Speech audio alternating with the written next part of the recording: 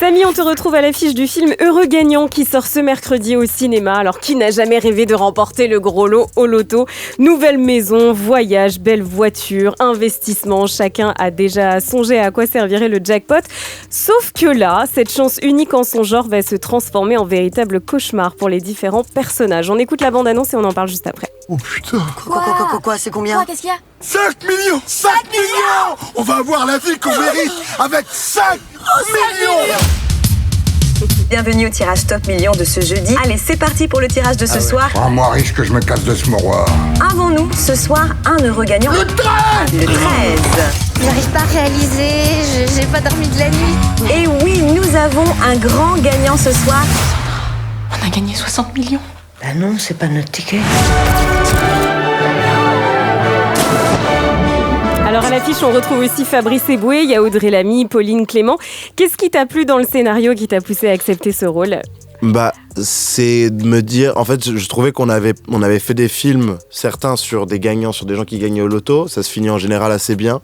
Et je trouvais intéressant d'avoir enfin un film qui te montre que ça peut ne pas se passer si bien que ça, en fait. Parce que quand on regarde les vraies statistiques des vrais gagnants du loto, c'est assez triste, en fait. Au bout de 4 ans, la moitié ils finissent ruinés, t'as un nombre de divorces qui est incalculable, des amitiés brisées, des choses comme ça. Et c'est fou, parce que ça veut dire que ça révèle vraiment quelque chose sur la nature humaine, que ce soit du gagnant ou des gagnantes, ou de leur entourage, quoi. Et du coup, je trouvais ça très cool d'avoir un film de comédie sur ça. C'est comédie dramatique. Alors le message global du film, tu l'as dit, c'est que recevoir finalement autant d'argent, ça peut détruire une vie. Toi, à titre personnel, t'es d'accord avec ça ou pas ? Je pense que si on n'est pas... Enfin, en fait, j'allais dire si on n'est pas préparé, mais on n'est jamais préparé. C'est le propre du loto, quoi. Et je pense que justement, c'est peut-être le problème, c'est le fait de gagner autant d'un coup. On ne sait pas forcément quoi faire avec cet argent, on n'est pas programmé pour bien le gérer. Donc je pense que ça peut causer des problèmes, mais surtout révéler ce qu'il y a de pire en nous ou dans nos proches. Dans la bande-annonce, il y a cette phrase, les riches, ils s'en sortent de tout, toujours. Ouais. Est-ce que tu es d'accord, toi, personnellement, avec cette phrase ? Est-ce que les riches s'en sortent toujours de tout, toujours ? Je pense qu'ils sont mieux armés, ouais. C'est plus facile. Il y a les moyens de pouvoir... Avoir des avocats, des avocats, des bons hôpitaux, des bons médecins, des bons trucs. Sinon, il y aurait moins de gens qui essaieraient de l'être, je pense. Alors, la structure du film est assez originale. On a l'impression de voir plusieurs petits films en même temps, quasiment des épisodes de séries qui s'enchaînent les uns après les autres. Et tu me disais en off, est-ce que je t'ai posé la question, vous vous êtes pas croisés ? C'est-à-dire que t'as pas du tout tourné avec Fabrice Eboué ni Audrey Lamy, c'est drôle. Du tout, c'est-à-dire que Fabrice, je l'avais croisé après son spectacle, le dernier qui jouait au Grand Rex, juste avant qu'on tourne. Et on s'était croisés, je savais déjà que j'allais tourner avec lui, j'ai dit on va tourner ensemble et tout. Mais c'est bizarre de devoir lui dire qu'on va tourner ensemble alors qu'on va pas tourner ensemble. On fait le même film, mais on va pas être, mais on va faire enfin bref, bonne soirée Fabrice. Et Audrey, et le reste du casting, enfin à part les garçons qui jouent avec moi, je les ai croisés lundi dernier en journée presse. Mais non, c'est ouf. Alors toi, ta séquence arrive vers le milieu du film. Alors ton personnage, on va absolument rien spoiler, mais pour expliquer un peu, c'est quand même un délinquant qui s'apprête à commettre un acte assez violent. Est-ce que tu as eu un peu temps quand même de réflexion, parce que c'est pas facile quand même, et c'est peut-être le passage le plus dur du film. De ouf, j'ai eu beaucoup de temps, beaucoup de réflexion, parce qu'en fait moi j'ai passé les castings, donc j'ai fait casting callback, j'ai été pris, et après avoir eu la validation comme quoi j'ai été pris, c'est là que je me suis mis à repenser au rôle en me disant attends, est-ce que j'y vais ou pas ?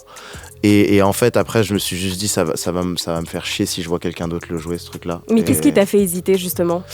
Parce que c'est toujours particulier. C'est un délinquant d'un type assez spécial quand même, sans spoiler.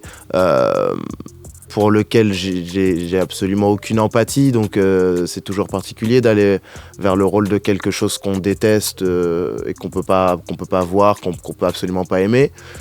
Et à la fois, en fait, je trouvais que du coup, l'histoire desservait encore plus ces gens-là. Et que c'était finalement le meilleur thème, la meilleure mise en contexte pour raconter cette victoire du loto et à quel point ça peut bouleverser une vie, en fait. On t'a vu dans des rôles bien plus trash, genre dans BRI, où t'as un super rôle, par exemple. Qu'est-ce qui t'anime quand tu joues ? Qu'est-ce qui est important pour toi quand tu acceptes un rôle ou quand tu passes un casting pour un rôle ? Ça dépend du type de rôle. Quand c'est des choses un peu plus sérieuses, un peu plus dramatiques, j'aime avoir le sentiment que j'ai des choses un peu à raconter, des histoires qu'on connaît peu, des choses comme ça. Pour BRI, par exemple, c'était assez nouveau pour moi, en fait. C'était la première fois que je jouais un méchant. Donc c'était ça qui m'avait assez séduit. Et puis le réalisateur Jérémy Guez, il m'avait laissé beaucoup de liberté. Il m'avait donné quelques indications sur les trajectoires, mais vraiment beaucoup de liberté. C'est un méchant qu'on a construit tous les deux. Donc c'était ça aussi qui était très intéressant, c'est de pouvoir aller raconter ce que je voulais à l'intérieur de lui donner une ambiguïté à certains endroits. Et j'ai joué vraiment avec lui comme j'en avais envie. Ouais. Et dans Heureux Gagnant, t'as de la liberté ou pas quand tu joues ? J'ai de la liberté, mais en fait, là où les réalisateurs Maxime Govard et Romain Choet ont été forts, c'est qu'ils nous ont poussés tous à le jouer très premier degré. C'est-à-dire que malgré le fait que ce soit une comédie, on nous a pas encouragé à jouer la comédie. Ils ont dit non, il faut que vous soyez vraiment prom dog au plus haut degré pour que ce soit drôle. En fait, la situation est drôle. Ça revient c'est à ce qui m'a fait choisir le rôle, c'était qu'en fait, la situation est tellement folle que ça devient très drôle. Si j'avais dû jouer la comédie à l'intérieur de ça aurait été malaisant pour tout le monde. Mais en reparlant de ton personnage, donc il voit qu'il a gagné au loto, et là il s'imagine quand même un autre futur. Immédiatement. Est-ce que ça veut dire, qui est assez positif oui. dans le fait, mais le message caché, c'est est-ce que l'argent efface toutes les convictions ? Chez certaines personnes, je pense que oui. Ouais. Mais c'est toujours particulier, tu peux pas t'avancer en disant oui, je pense que tout le monde changerait. Je ne pense pas. Ouais. En tout cas, c'est ce gars-là qui est quand même... ce qui est drôle, c'est qu'il est persuadé d'avoir raison sur certaines choses assez graves et qu'au moment où il s'aperçoit qu'il gagne 40 millions d'euros, il n'y a plus personne. Il n'y a plus aucune conviction, il n'y a plus rien qui tient. Il est prêt à lâcher ses deux complices d'un seul coup. Oui, c'est ça. S'il pouvait le faire, vraiment, il se barre tout de suite. Il peut malheureusement pas. Et toute l'histoire commence comme ça. Mais oui, je pense que ça amène à revoir en tout cas ses priorités et ses convictions. Et toi, si tu gagnes 40 millions d'euros, tu fais quoi ? J'allais dire je me casse, mais non, pas du tout. Non, Tu continues dans le cinéma ou pas ? Ouais, carrément, ouais. Mais je me mets à produire aussi un petit peu. Ouais. Je pense que je me mets à produire des films. Ça serait quoi ton film de rêve à produire ? J'aimerais bien un gros film d'époque, mais au Maghreb, Moyen-Orient. Okay. Un truc un peu au XIIe siècle, des histoires comme ça. Je lis pas mal de trucs là-dessus et je sais qu'il y a plein d'histoires à raconter qu'on n'a pas encore fait. Ça, j'aimerais bien. Très stylé. Je te propose un petit jeu, Samy. Si tu devais choisir un mot pour décrire Heureux Gagnant, tu dirais plutôt qu'il est 1, cruel, 2, drôle, 3, noir ou 4, un mot de ton choix ? Je dirais 4, un mot de mon choix, je dirais jouissif. Jouissif, très bien, bien joué. Alors il y a une scène aussi avec Audrey Lamy et Fabrice Eboué qui jouent un couple dans le film, et là on voit que l'argent chamboule plutôt les systèmes de valeurs parce qu'eux ils sont très famille et d'un coup ça va partir un peu en sucette, et il y a plein de messages un peu comme ça dans le film. Est-ce que toi t'as eu une préférée, qui t'a parlé plus qu'un autre ou pas ? Parce qu'à chaque fois c'est vrai que c'est différent quoi. Ouais, il y en a. J'ai beaucoup aimé le segment d'Anouk Grimbert. Ouais. Où il gagne 60 millions, parce que j'ai adoré le retournement qu'incarne Anouk, c'est-à-dire qu'elle est d'une honnêteté à toute épreuve au tout début du film. Et là où on voit que l'argent change les gens, c'est qu'il suffit de 60 millions divisé par, je sais plus combien ils sont, pour qu'il n'y ait plus rien. Et je trouvais ça assez génial.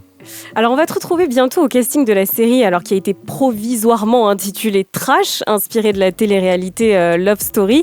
Qu'est-ce qu'elle t'évoque déjà cette émission ? C'était il y a bien longtemps, c'est pas du tout de ta génération. J'avais 2 ans, donc c'est ça, j'allais dire. T'es jeune, mais est-ce que toi la télé-réalité déjà ça te parle ? Est-ce que t'en consommes ? J'en consomme plus, non. T'as regardé Secret Story quand t'étais petit peu ?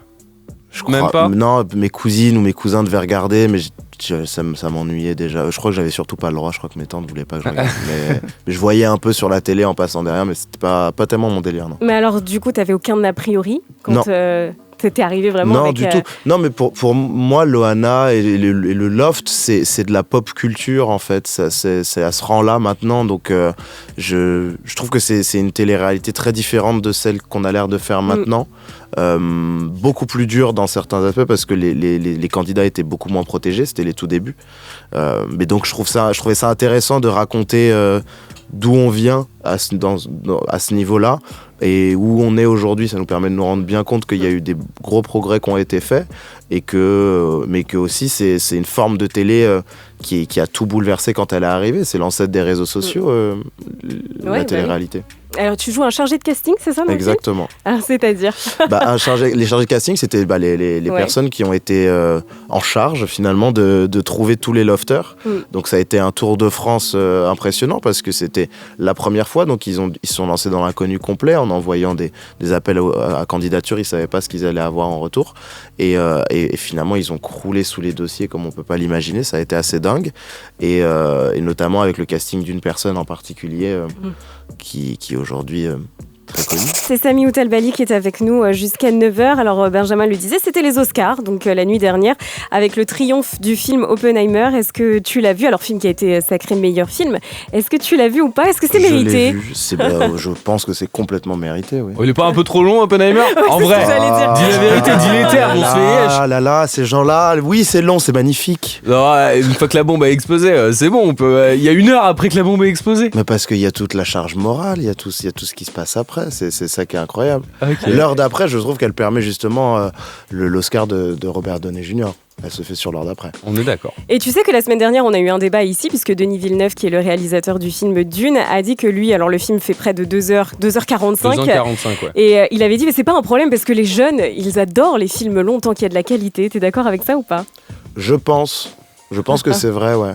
Après, il faut réussir. De la qualité pour capter, en fait. Je pense qu'on a moi y compris, on a un peu plus de soucis à se concentrer longtemps sur quelque chose, mais par exemple, moi qui ai vu Dune 2, qui est très long aussi, j'ai eu aucun souci à me plonger dedans. Alors que c'est très long, mais c'est tellement impressionnant que ça te capte. Et c'est intéressant pour les nouveaux films, là, les films hollywoodiens, et même nous en France, sur les challenges à relever, ça veut dire qu'il va falloir qu'on fasse des choses encore plus impressionnantes pour capter les gens encore plus. T'aimerais dans ta carrière, toi, te frotter à des blockbusters hollywoodiens? Oui, c'est quoi ton rôle de rêve? Genre moi j'ai toujours voulu faire un méchant dans un James Bond, c'est un peu cliché et tout, mais c'est un truc que j'aimerais bien cocher sur ma liste. Ouais. Et sinon non, mais des Dunes, des Marvel, pourquoi? Ouais, faut voir lesquels, mais faut voir lesquels, ouais. D'accord. Ça dépend le réalisateur finalement. Ça dépend le réalisateur, ça dépend quel sujet du MCU. Ça dépend un peu de tout. Ouais, parce que t'as déjà une carrière un petit peu anglo-saxonne. T'as joué dans Sex Education sur Netflix. Ouais, j'ai un truc. Saison 2, je crois, c'était ça. Saison 2 et 3, ouais. T'en gardes un bon souvenir? Excellent, incroyable. Si je te pose la question, c'est. Pardon, Vivi, si je te pose la question, c'est parce que quand on regarde ta filmographie, t'as joué pas mal de persos homosexuels, dans Sex Education sur Netflix, dans BRI sur Canal, dans Fierté sur Arte. BRI, il est pas homosexuel. C'est intéressant parce que c'est l'ambiguïté qu'on voulait. L'ambiguïté, bah voilà, tu vois. T'avais déclaré pour Sex Education, en jouant ces personnages, on aide à construire une société dont j'ai rêvé où les LGBTQ seraient normales. Et t'avais même dit dans cette interview, j'aimerais ne pas avoir à redire cette chose 2 ans plus tard. Là, on est 4 ans plus tard. Avec le recul, t'en penses quoi? On avance, mais difficilement, quoi. En fait, à partir du moment où ce sera un sujet, tant que ça sera un sujet, ça prouvera qu'on n'avancera pas. Je sais pas, pardon, mais c'est tellement. J'ai l'impression que ça fait tellement d'années qu'on le répète et qu'on fait des films, on le montre, on le joue. En fait, ça devrait être normal pour tout le monde maintenant. Il faut plus que ça soit un sujet, il faut plus que ce soit une question, un topic un peu de se dire ah alors tu as joué ça, qu'est-ce que non, les personnages ne sont pas que ça en fait. Et il faut aussi que dans l'écriture, on change ça aussi, c'est que la sexualité d'un personnage ne peut pas être son seul sujet. Alors juste pour en revenir à Sex Education, parce que moi je t'avais découvert dans cette série et j'avais vu que tu étais très fan de la saison 1, que tu l'as regardée dans ton canapé et que c'est toi-même qui as répondu à l'annonce de casting, c'est fou ça, raconte-nous. Alors en fait je sortais d'un autre casting d'une autre série et j'ai eu un pote au téléphone qui est comédien aussi à Paris et en prenant des nouvelles il me dit putain je dois faire une self-tape en anglais, je parle pas anglais et tout pour un truc et je dis pourquoi ? Et il me dit, je sais pas, une série anglaise là pour Netflix dans un lycée et tout. Et moi j'avais vu Sex Ed. Je lui dis, attends, Sex Education? Il me fait, ouais. Je dis, attends, je te rappelle. J'ai appelé mon agent. C'est ce que j'ai fait, j'ai appelé mon agent tout de suite. Je lui dis, excuse-moi de te déranger. Oui, on m'a dit que ça castait et tout. Elle m'a dit, t'inquiète pas, j'essaie de te mettre dessus. Je dis, oui, mais merci beaucoup, si possible, ouais. Et genre, une semaine après, je reçois un mail avec le matériel pour la tape, avec les scènes de casting et tout. Et je la fais. Je passe. Je fais une première partie à genre 1h30 avec un gars de mon école de théâtre à l'époque dans les bureaux de mon agent. Et je suis trop fier de mon truc et tout. Et je lui montre, et au bout de 5 secondes, elle me dit, tu recommences tout de suite, c'est nul. Je suis OK. Je repars 1h30, je le remonte, elle me dit, OK, on peut envoyer ça. Et je crois 2 semaines plus tard, je suis en tournage et l'assistant de mon agent m'envoie un texto en me disant, t'as ton passeport? Je dis, ouais. Il me dit, envoie-moi une photo. Et il me faisait venir à Londres pour faire une audition. Donc ce qui était hyper stressant parce qu'à la fois je me dis s'ils me font venir jusque là-bas c'est qu'il y a un truc et à la fois je me dis en fait si je dois vivre tout ça parce que je prenais l'avion pour aller à Londres ce que personne ne fait de Paris si je dois vivre tout ça pour rentrer à Paris et dire les gars j'ai été presque pris j'ai juste vu l'avion ça aurait été un peu triste donc j'essayais de pas trop m'emballer quand j'étais à Londres et tout.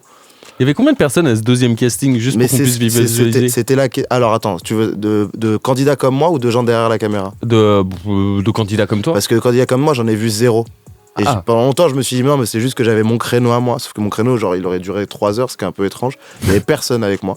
Et du coup, je comprenais pas tellement ce que je faisais, s'il y avait d'autres gens ou pas. Et derrière, par contre, il y avait énormément de monde. C'était très stressant. C'est-à-dire que j'ai ouvert la porte, j'ai vu tout le monde, et d'un coup, je me suis mis dans un mode de, bon, bah, je suis foutu.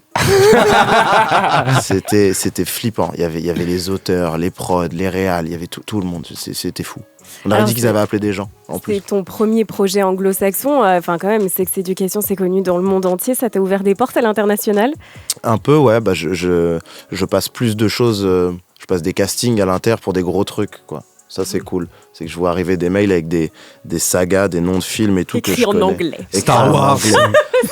Ça, je l'ai pas eu encore, je l'avoue. Star Wars, ça te ferait kiffer ou pas? Ouais, demain, tout de suite. Malgré la dernière trilogie qui est éclatée. Oui, mais j'ai envie de croire que si je pars sur une, je vais essayer de remonter. Le gars pas humble du tout.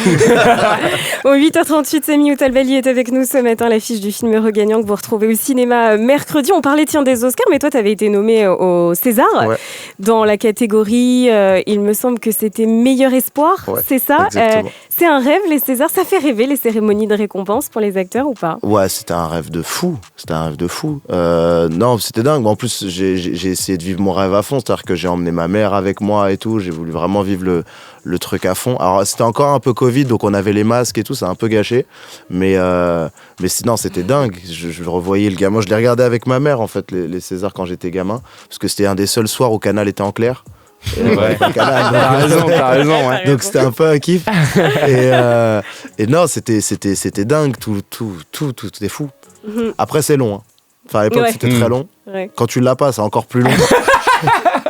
Mais parce que l'espoir il tombe au début. Enfin là cette année il est pas tombé autant au début. Nous c'était vraiment bonjour à tous, bienvenue. Meilleur espoir féminin, meilleur espoir masculin. Tu l'as pas, ta cérémonie elle est ratée tout de suite. Et c'était 5 heures après à tenir où tu peux pas te lever et tout. C'est long. Tu te refais tout le truc dans ta tête. Tu fais tous les moments. Tu te dis, attends, mais dans cette scène-là, j'aurais peut-être dû la jouer comme as. C'était pour le film Une histoire d'amour et de désir de Leïla Bouzid. Et ensuite, tu avais monté les marches à Cannes, quand même. Ouais, exactement. Quel souvenir t'en gardes? Fou. Alors, pareil, en fait, c'était dingue. Et puis, c'était encore plus dingue que c'était un film où on n'a pas eu l'expérience de monter que les gens ont d'habitude. C'est-à-dire que pour nous, c'était pas la fête. On est venu avec un film qui était assez fort, assez important. Donc, on avait aussi un devoir de retenue et de respect pour les gens concernés entre guillemets par le film, mais donc c'était très fort parce que on venait à Cannes avec du cinéma, mais avec un film qui représentait la France dans un certain, enfin dans notre histoire commune malheureusement. Et alors juste pour parler de tournage important, tu étais à l'affiche du film Novembre aussi. Tu y incarnes un policier de la sous-direction antiterroriste pendant la nuit des attentats du 13 novembre 2015. Film qui s'inspire évidemment d'un fait tragique qui nous a tous beaucoup marqués. J'imagine que c'était une expérience particulière. Comment t'as vécu ça? C'était très fort en fait. C'était très fort parce qu'on sait tous, on se souvient tous d'où on était, de ce qu'on faisait ce soir-là. ça nous a tous marqués, ça nous a tous touchés dans notre chair, dans notre âme. Et de se dire que, quand j'ai su que qu'on participait tous au film, au premier vrai film français qui allait raconter ça, par un prisme en plus qu'on connaissait peu, c'est-à-dire qu'on ne connaît pas la vie de ces gens-là, de la sous-direction antiterroriste, qui sont la première ligne vraiment contre les terroristes. C'est eux qui dorment pas de la nuit, puis qui ont plus de vie pour pouvoir nous permettre qu'on soit safe dans la rue chaque jour. En fait, ces gens-là, ils font un travail incroyable qu'on connaît pas. Donc on avait une double responsabilité, c'était de représenter correctement leur travail à eux, et aussi de parler correctement de ce qui s'était passé, quoi. Alors j'imagine que toute la promo qui a suivi, ça a dû pas être simple non plus. Ouais, après moi ça va, j'étais pas le plus touché par ça, j'avais pas le plus de promos, c'était pour Jean, pour Cédric que ça a été le plus dur, je pense, mais c'est toujours fort de faire des films comme ça et de savoir qu'on raconte quelque chose qui nous touche tous, malheureusement, mais c'est aussi pour ça qu'on fait du cinéma. Samy Outalbali est avec nous jusqu'à 9h. Samy, donc je disais, on te retrouve à l'affiche du film Heureux Gagnant qui débarque ce mercredi. On va parler musique avec Mike. Ouais, dans Heureux Gagnant, ça parle de gagner de l'oseille au loto, et dans le rap, on aime bien parler d'oseille. Pas de gagner au loto, mais de gagner de l'oseille. Tu vois, je vais te passer des punchlines de rap et tu me dis si t'es d'accord avec. Ok. On commence avec Alpha One et Nekfeu. Y'a rien à gratter, n'attends pas que la française des jeux te sèche les yeux. N'attends pas que la française des jeux te sèche les yeux. Est-ce que ça t'est déjà arrivé, toi ou quelqu'un de ton entourage, de compter sur la chance avant de comprendre, non, il fallait y arriver par toi-même? En vrai de vrai, ouais. Ouais. Ouais, quand j'étais un peu plus jeune et tout, je me disais vas-y putain j'y arrive pas et tout, mais de toute façon c'est pas grave, je vais gagner au loto. Bon bah tu gagnes pas, tes plans t'es obligé de les revoir drastiquement, mais oui je pense que ça nous est tous arrivé, parce qu'en fait à partir du moment où tu joues, tu t'offres potentiellement une porte de sortie. C'est-à-dire que t'as une partie de toi qui te dit, tu sais, t'as des rendez-vous, des trucs, tu dis ouais mais à la fois si ce soir je gagne, demain il y a plus personne, tu vois. Et dans la vie de tous les jours, le facteur chance, il est important pour toi ou pas? Non, parce que après tu te rends compte que la réalité c'est qu'il y a beaucoup de boulot, il y a de la chance aussi, mais en fait le problème de la chance c'est que tu peux pas compter dessus, quoi. Mais tu peux la provoquer. Oui. Non. Ouais, mais est-ce que c'est encore de la chance du coup? On a 2 heures pour y répondre. Voilà. Écoute cette punchline de Booba. À 8h40. Pourquoi est-il si méchant? L'argent pourrit les gens, mais du chrome sur mes jambes. L'argent pourrit les gens, mais du chrome sur mes jambes. Toi qui évolues dans le cinéma maintenant, est-ce que t'as vu des gens changer à cause de l'argent? Et surtout qui? Et qui? C'était la deuxième partie. Le gars, bah moi. Non, oui, j'ai dû en voir. J'ai dû en voir, mais j'ai de la chance, je crois, parce que ça c'est pas trop ressenti dans le mauvais sens. Genre, je crois que je suis bien entouré, je suis avec des gens qui se mettent à bien gagner leur vie, mais on a à peu près la même mentalité sur ça. C'est que du coup, quand tu gagnes de l'argent, tu traînes qu'avec des gars qui gagnent de l'argent ou pas? Exactement. non, mais tu sais, on a une mentalité commune d'essayer de se faire kiffer les uns les autres. Donc en fait, s'il y en a un qui gagne un peu, il fait kiffer ses potes. Donc en fait... Donc je pourrais pas trop leur cracher dessus parce que je kiffe avec eux du coup. Ok. Il faut avoir un bon entourage. Il faut avoir un bon entourage, mais dans un sens ou dans l'autre, c'est-à-dire qu'en fait il faut être entouré de gens, je pense, qui sont dans la même position financière que toi pour t'expliquer un peu et essayer de te guider. Et puis aussi il faut des gens qui te rappellent d'où tu viens pour que tu te perdes pas, quoi. Écoute cette phase de PNL. Mougli n'aime pas qu'on lui dise t'es scellé. Chaque jour c'est la même, c'est le bif qui me fait frissonner. Chaque jour c'est la même, c'est le bif qui me fait frissonner. On le sait, l'argent c'est le moteur de pas mal de choses, mais ça peut vite devenir une course sans fin si on n'a pas vraiment une passion derrière. Toi, qu'est-ce qui te fait avancer dans la vie, mis à part l'oseille, tu vois? Mon métier, franchement, juste la passion. Ouais. J'ai la chance de vivre de ma passion, donc je pense que j'ai ce moteur-là tous les matins. Le jour où je serai moins passionné, les réveils seront plus durs. Mais tu continuerais ou pas? Ouais, je sais pas. Pour la gloire? Mais je crois que la gloire, tu peux l'atteindre que quand t'es vraiment passionné. Ouais. Après, je pense qu'être sur un plateau de cinéma quand t'as pas envie d'y être, ça doit être très très chiant. Et être sur un plateau de cinéma quand t'as pas d'oseille, tu sais que quand les... Mais oui, bah... Ouais, normalement, si t'y es, il y a un peu d'argent qui rentre. Ouais. Mais je sais pas si ce serait pareil ou pas, je saurais pas trop te dire. Franchement, je kifferais toujours autant, mais peut-être qu'en fait j'irais mais à d'autres postes. Ok. Tu vois. Ok. Peut-être que ce sera juste le métier d'acteur qui m'intéresserait plus. Peut-être que ce serait le moment de réaliser ou de prendre le son ou de faire la lumière. J'en sais rien, mais En tout cas, dans ce métier-là. dans ce métier-là, ouais, je pense. Écoute cette phase-là. Otiek son manque de réalisme. Aussi avec son manque de réalisme, Black M dans What You House, c'est Black M dans What You House de la section d'assaut. Est-ce que ça t'est déjà arrivé de te sentir obligé d'y arriver pour rendre fiers les tiens? Large, ouais, de fou. Ouais. Complètement, ouais. Plus que toi? Parfois, ouais. Ouais. Parfois plus que Et moi. on y est là ou pas? Pas encore. Il reste quoi? Il reste combien? La daronne, la daronne, elle a pas la maison encore.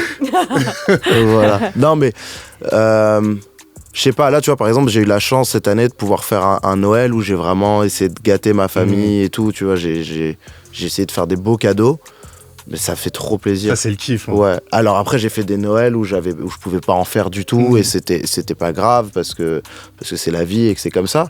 Mais là, d'avoir pu non seulement faire des cadeaux, mais des beaux cadeaux, des choses dont je savais que les gens rêvaient, mais ne pensaient pas pouvoir se les acheter. Un féfé, une Lamborghini. Voilà, des petites choses, hein, des bricoles, comme on dit. Non, mais des petits trucs comme ça, tu vois, de rentrer dans des magasins de luxe. Je rentrais, je regardais beaucoup quand j'étais au lycée, je venais à Paris et je regardais. Mais j'étais le spécialiste du lèche vitré, c'était à un niveau de compétition, c'est-à-dire que la rue Saint-Honoré, je la connais par cœur. Je connaissais des vendeurs et tout. L'ordre des magasins, les numéros. Colette, pour ceux qui connaissent Colette, Voilà, je le connaissais par cœur. Je n'ai acheté chez Colette qu'un briquet. Ouais, à 60 €. Ouais, bah presque à genre à 20 balles, un Balenciaga tout pourrave que j'ai perdu genre 3 jours après. T'as tourné aussi dans des clips, t'étais dans celui de Big Flo et Oli. Ouais. Faudrait que j'arrête. Dis-moi que je suis pas le seul. Alors eux c'est des tueurs, on a reçu Alice Isas qui était ici, qui a tourné aussi dans un clip, il y avait Camille Raza dans le même clip. Toi, mais comment ils font ces mecs-là en fait? Mais ils sont archi sympas. C'est une très bonne technique d'être des mecs trop sympas. Comment s'est faite la connexion? Elle s'est faite sur une vidéo que j'avais fait avec McFly et Carlito, qui étaient nos pires anecdotes. Et Flo et Oli sont venus, parce qu'ils sont très potes avec les gars. Et on a sympathisé parce que, moi je connaissais un peu leur taf, eux connaissaient un petit peu le mien, et du coup on s'est mis à discuter comme ça. Et c'était l'été, je suis parti en vacances, on était en vacances dans le même coin, on est resté en contact, on s'est beaucoup appelé, on s'est vu. Et à bout d'un moment, ils m'ont envoyé un dossier avec le moodboard du clip en me disant est-ce que ça te tente? Et je me suis dit ouais, en vrai de vrai, j'aime bien les gars, et puis j'aimais bien le mood du clip, j'aimais bien le son. Je dis ouais, on y va, go. Donc Big Flo et Oli, les meilleurs casteurs de France. Parmi les meilleurs casteurs de France, effectivement. Si vous venez de vous connecter, c'est Samy Outelbali qui est avec nous. On a reçu un message d'une auditrice qui s'appelle Vanessa et qui nous demande tu as commencé jeune dans le cinéma, est-ce que c'est dur de grandir dans ce milieu? Bonne question ça. Ouais, très bonne question. Un petit peu parce que moi j'ai connu beaucoup de jeunes acteurs comme moi quand j'étais enfant qui voulaient pas faire ça plus tard. Et je pense que ça t'enlève un poids de te dire il faut pas que je continue, il faut pas que je réussisse. Mais quand t'es enfant, tu sais que à ton adolescence, début de ton âge adulte, ton corps va changer, ton visage va changer, ta voix va changer. Donc en fait, ce qui plaisait avant, quand t'étais enfant, ne te plaira peut-être plus. Et c'est vrai que cette transition, elle est assez compliquée. Et donc de l'avoir en tête, il y avait des moments où tu te mets la pression, tu te dis bah ouais, mais il faut... Comment je vais gérer ça? Et puis tu tournes moins et tu te demandes si c'est à cause de toi ou quoi. C'est un peu particulier, mais après c'est un métier qui est bizarre pour ça parce que ça dépend du désir des gens en fait. Et c'est assez dur de dépendre de ça. Et Cassandra nous demande c'est quoi ton rêve ultime désormais dans ce métier? Même si tu es bien jeune encore, tu as tout le temps devant toi. Ouais. Non, de pouvoir faire tous les films que je veux, mais ça paraît bateau, mais de pouvoir aller où je veux, vraiment n'importe où. Et tout à l'heure, tu m'as dit que t'étais un gamer. Un peu, ouais. Ouais, tu joues à Call of Duty. Ouais. Et tu regardes Show H1, le streamer. Exactement. Le youtubeur. Exactement. Qu'est-ce que tu kiffes chez Show H1, mec? Mais en fait, ce que je kiffe, c'est qu'il te fait des vidéos avec des énoncés qui n'ont pas de sens. C'est-à-dire qu'il te dit je fais top 1 au drone explosif, qui est vraiment un truc qui te sert à te sortir de la... Enfin, tu ne fais pas de top... je trouve qu'il est très bon dans l'animation qu'il fait. Je sais pas si c'est le bon mot, mais ouais, c'est ça, ouais. Il interagit vachement bien et tout dans ses lives. Et je sais pas, il est trop fort. Et je trouve ça fascinant. Quand tu joues un peu, que tu comprends la difficulté de Warzone, que tu vois un gars faire ça, tu te dis pas qu'est-ce que je fais mal. T'as l'impression d'avoir des touches que tu connais pas. On est d'accord. Merci Samy d'être passé nous voir. Tu es donc à l'affiche du film Heureux Gagnant. Go au cinéma, ça sort mercredi et c'est vraiment très cool.